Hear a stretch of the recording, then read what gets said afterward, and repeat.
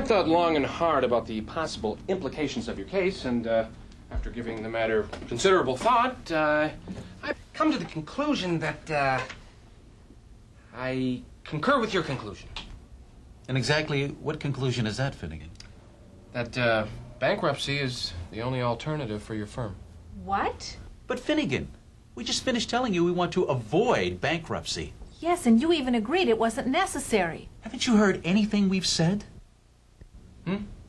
What I meant to say was that bankruptcy is one of many alternatives. Certainly not the only alternative. In other words, we must avoid bankruptcy at all costs. But Finnegan, since you failed to grasp the severity of our predicament here, let me spell it out for you. My partner and I, we're in big trouble. We need answers, not a lot of legal speak. By the way, what kind of response did we get to that letter? Letter? Yes, the letter that you sent to our creditors asking for more time. Oh, letter. That letter. Well... Coffee time. Coffee time. Just set the tray right there, Laura. Thank you very much. So, did we get our guests some donuts? No, sir, but we have croissants. Croissants. Didn't I ask for donuts, though? Specifically, chocolate glazed donuts, Laura? Yes, sir, but they didn't have any. Well, Laura, when I ask for chocolate glazed donuts, I mean chocolate glazed donuts. I mean, I don't mean jelly donuts, I don't mean bear claws or muffins, and I certainly don't mean croissants. Finnegan, we don't need donuts. Croissants are fine. They don't need donuts. Croissants are fine. Right. Oh, by the way, did you follow up on the letter that we sent to their creditors? Sir, I think we should talk about this later. No, we'll talk about it right now. Sir, please trust me. What is such a secret that we can't talk about it right now, Laura? I'm sure it just slipped your mind. Huh? Mr. Finnegan, I reminded you. You never signed it, remember? Of course I signed it. Go ahead, look. You're not going to find it on my desk. Look, it's right here, see? There it is. Well, she's right. I didn't sign it. You know, it completely slipped my mind. You mean you didn't send that letter? Do you know what this is going to do to us? Mike, we've known you for a long time, so we'd like to give you the benefit of the doubt. This borders on malpractice. Now we have no choice but to call a special shareholders meeting to discuss possible courses of action. We'll give you a call. Croissant? All right.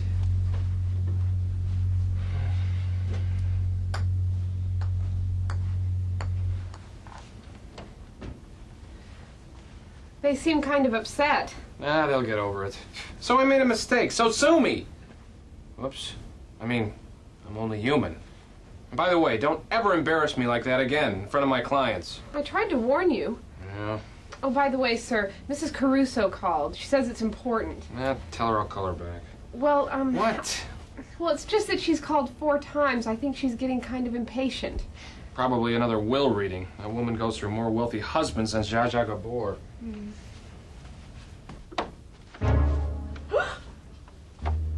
Sir? What now?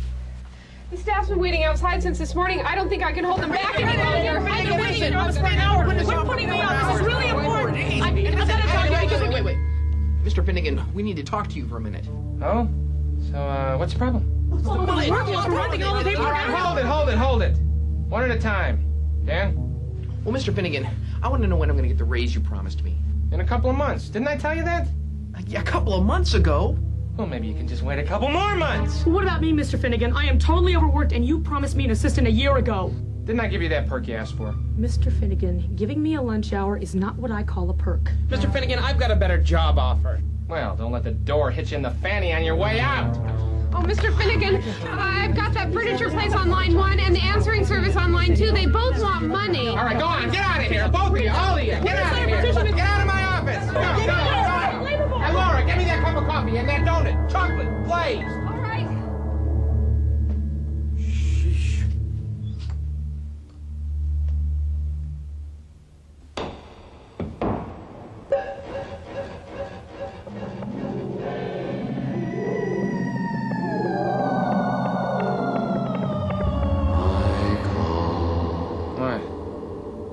Huh? Who was that?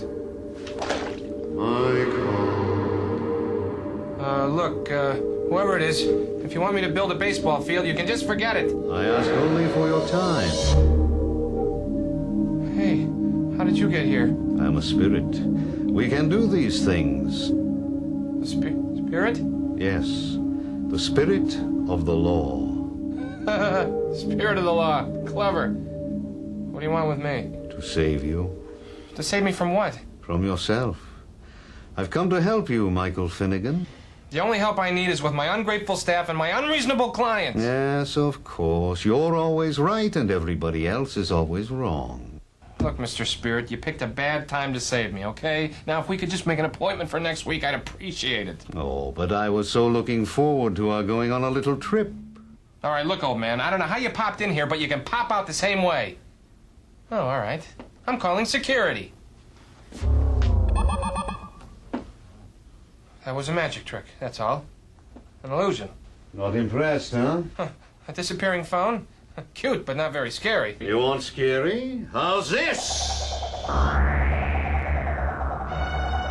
Ah! My ex-wife! You're a good-for-nothing ambulance chaser, Michael Finnegan. Do you hear me? I should have listened to my mother. She told me you wouldn't amount to anything, and she was absolutely right. You know what I should have done? I should have married Harold Maybaum, the plumber. That man knew how to make a living. All right, get her out of here. I'm going anywhere. Just send her away. That was scary. Ready? Yeah, I guess. Where are we going? Back to the past, to a very wonderful time in your life. A wonderful time in my life? I think you got the wrong Michael Finnegan. Granted, it was a very different Michael Finnegan, but it was you. A kinder, gentler you who cared about people. Come with me.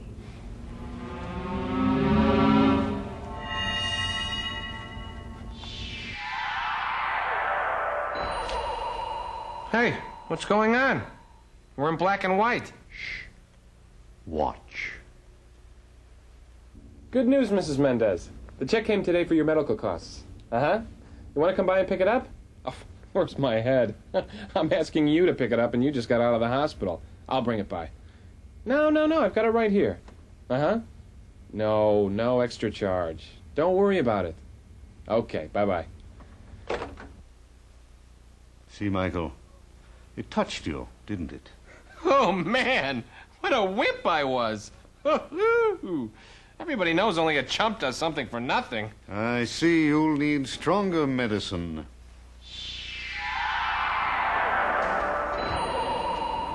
Hey, my old boss, Frank Murphy. Boy, what a great guy. Hey, Mr. Murphy! Oh, he can't hear you, Michael. You can't hear me? No. Do you remember this scene? Sure. It was his retirement party. I spoke with Mrs. Mendez. Oh? Did you tell her about the check? Yep, brought it by myself. Good.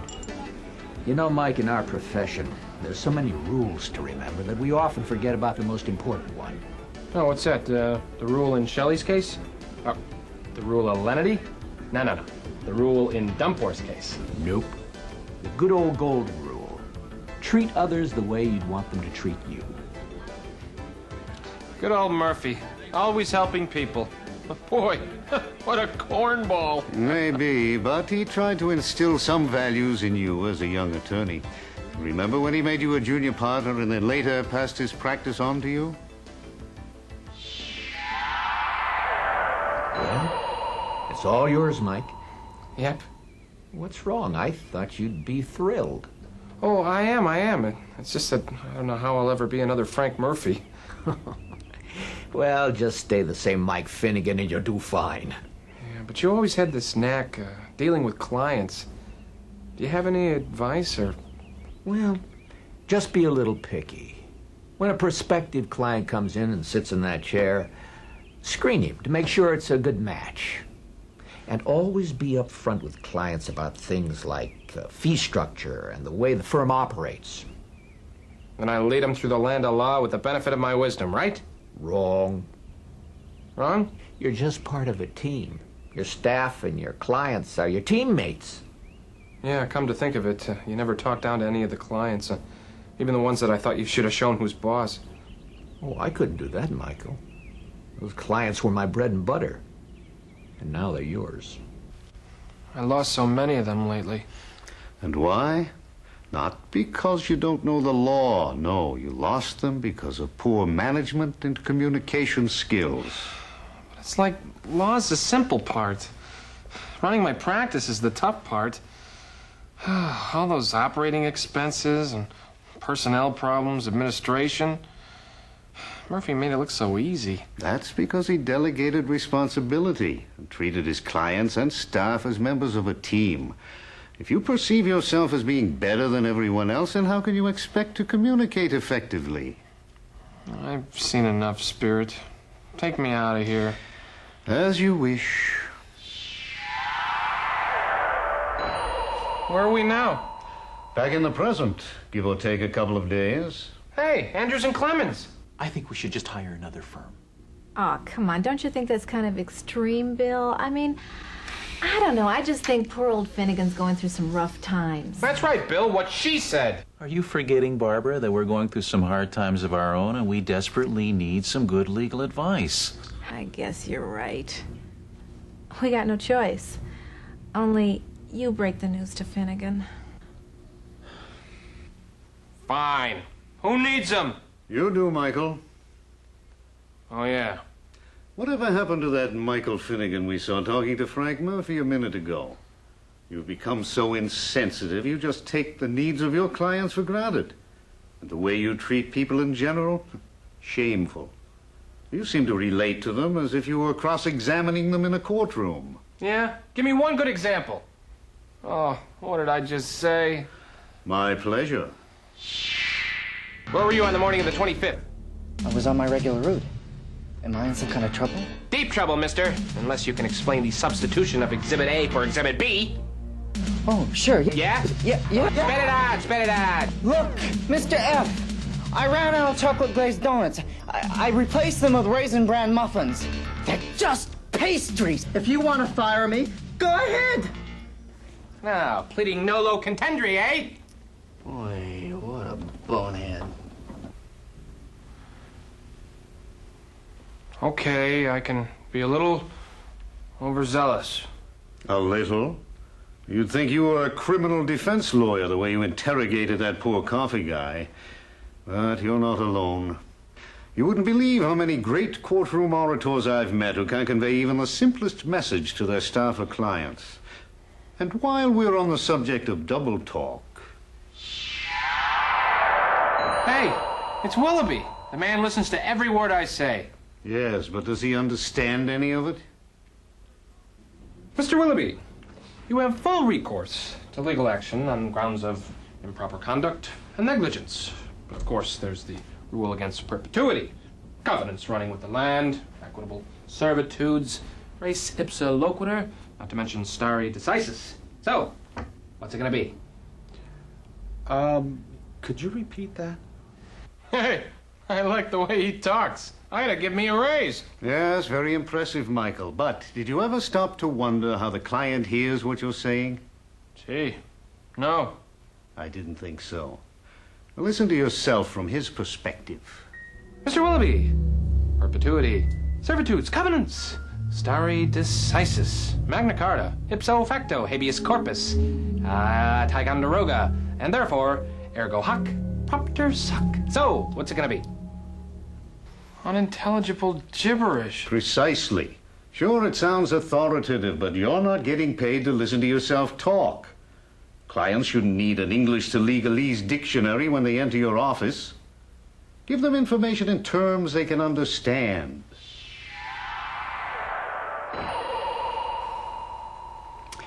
Well, Michael, we've seen the way you talk. Now let's see how you listen. You remember Mrs. Caruso? Yeah, old widow Caruso. What did I do wrong? Oh, a great many things. But let's start with needless arguing. I don't argue with my clients. Yes, you do. No, I don't. Yes, you do. You seem to feel it's necessary to dictate to them. You give them no chance to decide for themselves. I'm just trying to help. Trying to help yourself to bigger fees, perhaps. Certainly is a beautiful day, isn't it, Mr. Finnegan? Not really. My hay fever's really bugging me today. I'm sorry. But it is nice and sunny. Nice is a matter of conjecture. I mean, it's It's a little overcast. All right, have it your way. It's not a nice day. It's a miserable, horrible, ugly day. It's not that bad. Mr. Finnegan, could we do this tomorrow? I'm in no mood to go over finances at this moment. Oh, Mrs. Caruso, get a grip. I mean, your husband's been dead for, well, over a week now. I mean, there's papers to be signed. We have to discuss disbursement of property. And with all due respect, you're not getting any younger. Mr. Finnegan. Now, here we get to see Michael Finnegan in rare form, not only arguing needlessly with the client, but not listening when she speaks. Mr. Finnegan, as you know, my husband, Henry, presided over a very large corporation. And I know that I've had no business experience, but I'd like to hold on to it. Oh, yes, I agree. I think that that's what he would want from me. I can't believe the You always first is thought I coming was up a wonderful again. hostess. Rent's gone up, Used to and call I've got me to buy art for that You week. used to say, Oh, again and again, and that caseload of mine. it's the perfect meal. It was very hard to come to this decision. I've been beside myself. Absolutely. She's beside herself. How will I ever get to that golf course if this lady doesn't shut up? I agree with you. We should wrap up this matter as soon as possible. I'd like you to make all the necessary arrangements. All right, Mr. Finnegan. Mr. Finnegan, Oh, go ahead, I'm listening. I'm finished. I'm waiting for your recommendation. Yes, well, I would agree with your decision that selling off the company is exactly what I would recommend. But I just told you I wanted to hold on to it, and you seem to agree with that. Hold on to it. You don't have any intention of taking over this business, do you? I mean, what would you want with a computer company? Where are you going? I'm going to find a lawyer who will listen to me. Like I can't listen and putt at the same time. Give me a break. She never did listen to me. She held on to his properties. Yes, and as I recall, Mrs. Caruso went on to triple revenues and buy up several smaller companies, and she even made the cover of Fortune. Look, I was just letting her blow off some steam, but I had to offer my opinion. After you've listened to your client and have heard all the facts, then you offer your opinion, which you didn't bother to do. And ultimately, the client always has the last word, like I said. I know. Lawyers are not God. But do you know how many cases I have in my office just like old lady Caruso's? I mean, it gets boring listening to the same story over and over, day in, day out. Yes, it may be the millionth time you've heard it, but chances are it's new to the client. Well, she doesn't care that you've heard the same thing a dozen times that week alone, nor should she. Well, how do I appear interested? Through language, body language, and eye contact. Know what to say, what to ask, and how to ask it, so the client will open up to you. But I do listen. Well, what about last month when that Harmon guy was here? Oh, you listened all right, but you were an insensitive boor. I was? You be the judge. Well, Mr. Finnegan, I have this problem. Well, why don't you just sit back, relax, tell me all about it. Go ahead, Mr. Harmon. I've got nothing but time. Well, it all started in my childhood. I was the youngest of 5 children. And I said, oh, that's all right, Mrs. Helmsley. You can pay us next year. And then they found out I was a sucker for a sad story, and they fired me. Wait a minute. You lost your job at the IRS because... Because I'm a nice guy. Excuse me. I got a drink of water. I'll be right back.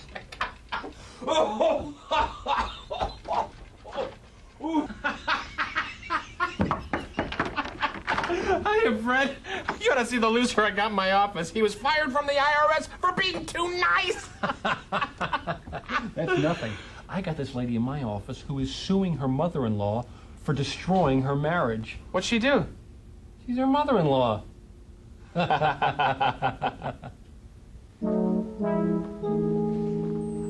Very funny, Michael. Very funny joke. But your clients don't seem amused. Oh, please, I can't watch anymore. That poor guy, he just came in here looking for some help and maybe an ear to bend, and I was a jerk. Look, I get your point on how to treat clients, but please, Spirit, just take me home.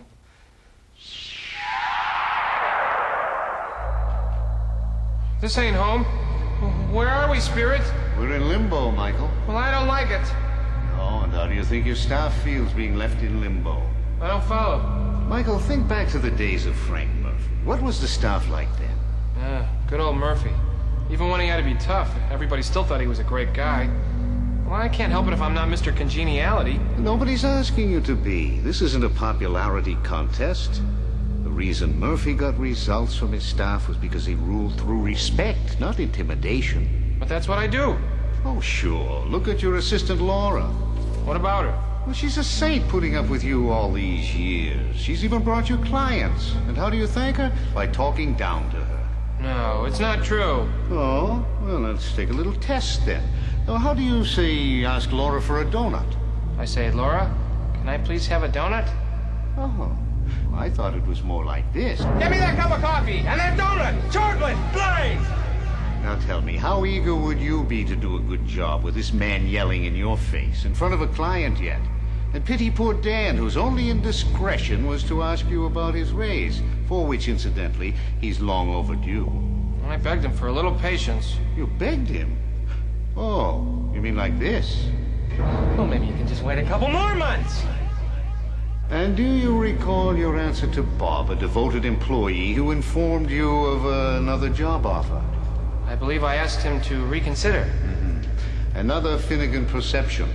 And now, Finnegan fact. Well, don't let the door hit you in the fanny on your way out. And your solution to the overworked Lisa was to let her take a lunch hour. How very magnanimous of you. And, of course, there's the sage advice of Mike Finnegan when the going gets tough. Get out of here, all of you! Get out of my office! You see, Michael, the chances are, if you show people a little respect, they'll give it right back. Each employee is an extension of yourself. You set the tone for everybody. Now, what kind of incentive program do you have in place? The one I've always had. Do as I say and keep your job. That's what I was afraid of. Unfortunately, to keep good employees happy these days, you have to provide a program with real incentives, like profit sharing or bonuses. You can't underestimate the value of a good staff. Not only will they do a good job, but they will tell others and spread your good reputation. Now, speaking of a good staff... So, what's on the agenda for today? We've got a lot of work to do for a lot of clients, and they all want it done yesterday. Well, that's simple. Which one's the biggest? They're all about the same. Yeah. All right. Which one's the maddest? That'd be Mr. Berman. He's hopping mad. Yes, but Mrs. Madsen is boiling mad. Mrs. Madsen? That sweet little old lady who bakes us a cake every Christmas? How mad could she be? Well, she said something about you having someone taste her cake before you eat it next Christmas.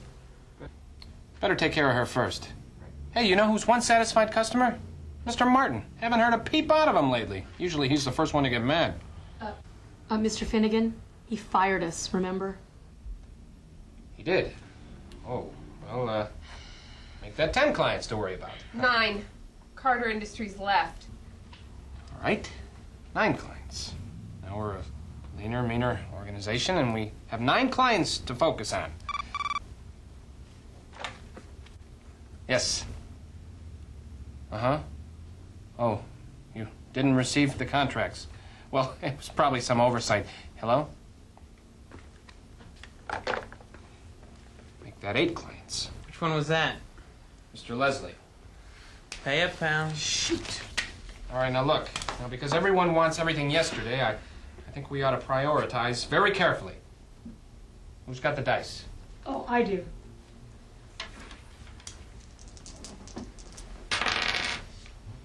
Now I ask you, Michael, is that any way to run a law firm?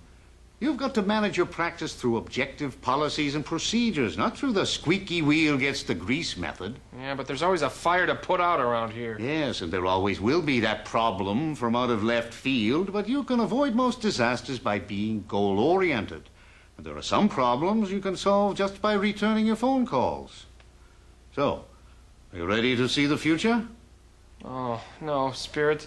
I don't want to see the future, okay? I'm afraid you must. If the past and present fail to convince you, then surely the future will.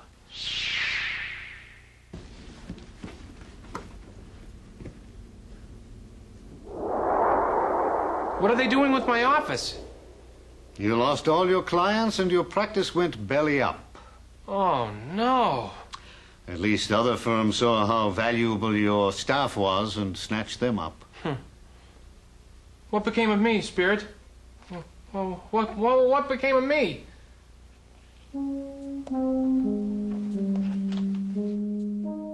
Hey, whatever happened to that guy Finnegan anyway? Oh, didn't you hear? He's a big shot in marketing now. Marketing, huh? No kidding. Yeah, you could say he's in, collections.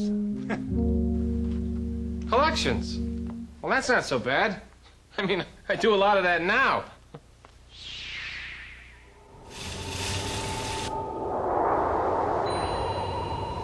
Collecting. Shopping carts? Oh, no. Oh, look at me. I'm not even old. I thought you said this took place in the future. Yes, well, that could be 10 years from now or next week. Oh, I guess I didn't learn my lesson. You tell me. Spirit, is there any way that I could change my fate? I don't know, Michael. Oh, please, Spirit. Could.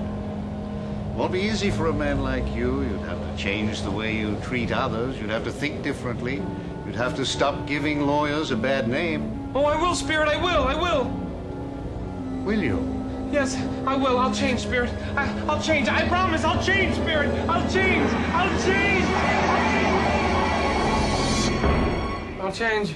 I'll change. Mr. Finnegan, I'll Mr. Finnegan. I'll change. Oh, Laura. Oh, where did the Spirit go? Spirit? Mr. Finnegan, are you sure you're feeling okay? I think I should call a doctor. I get it. No, no, don't call a doctor. I'm okay. Yeah. As a matter of fact, I'm better than okay. I'm great. I'm a lawyer. Laura, call a staff meeting.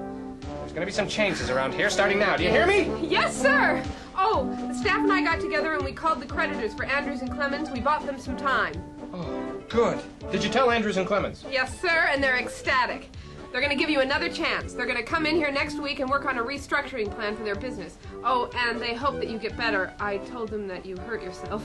Great! Good job!